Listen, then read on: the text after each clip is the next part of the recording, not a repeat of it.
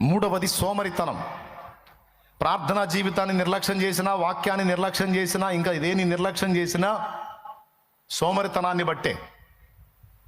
కాబట్టి సోమరితనం కూడా మనకు ఒక పెద్ద నష్టం. వాడు ఆయుధం. అన్నిటికీ వాడు సోమరితనాన్ని రెచ్చగొడతా ఉంటాడు.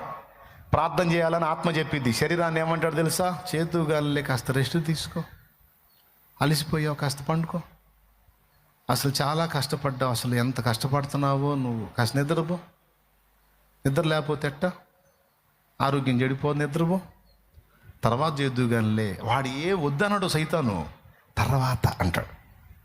వాక్యం చదువుదామా, తర్వాత. రక్షణ బాప్తీసం పొందుదామా, అయ్యో పొందకపోతే ఎట్టా, నరకానికి పోము, పొందకపోతే పొందితేనేగా పరలోకం, పొందుతూ గానిలే, తర్వాత.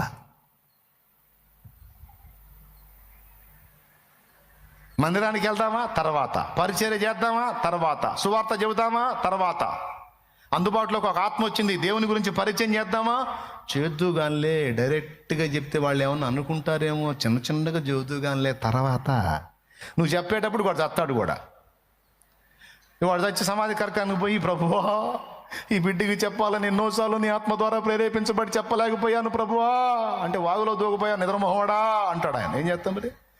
చెప్పాలి కదరా, నీకు అందుబాటులో ఉన్నప్పుడు ఎన్నిసార్లు పంపించానరా నీ ముందుకి, ఎందుకు చెప్పలేదురా? నువ్వు చెబుదాం అనుకున్నాలే ప్రభా, తర్వాత. మారదాం, తర్వాత. రక్షణ పొందుదాం, తర్వాత. ప్రార్థన చేద్దాం, తర్వాత. వాక్యం చదువుదాం, తర్వాత. సేవ చేద్దాం, తర్వాత. దేవుని కొరకు ఇద్దాం, ఇప్పుడే కాదు, ఇప్పుడే డబ్బులు వస్తుంది మనకి, తర్వాత. తర్వాత తర్వాత తర్వాత తర్వాత అన్నిట్లో వాడు తర్వాత అని ఎక్కడ ఉన్న గోంగళ అక్కడే నాడు కూర్చోబెడతాడు వాడు. కాబట్టి నేను చెప్తున్నాను, సోమరితనంగా తిరుగుదనం ఉండాలి ఎప్పటిదప్పుడే. స్తోత్రం. అందుకే అన్నాడు, నేడే రక్షణ దినం, ఇదే అనుకూల సమయం.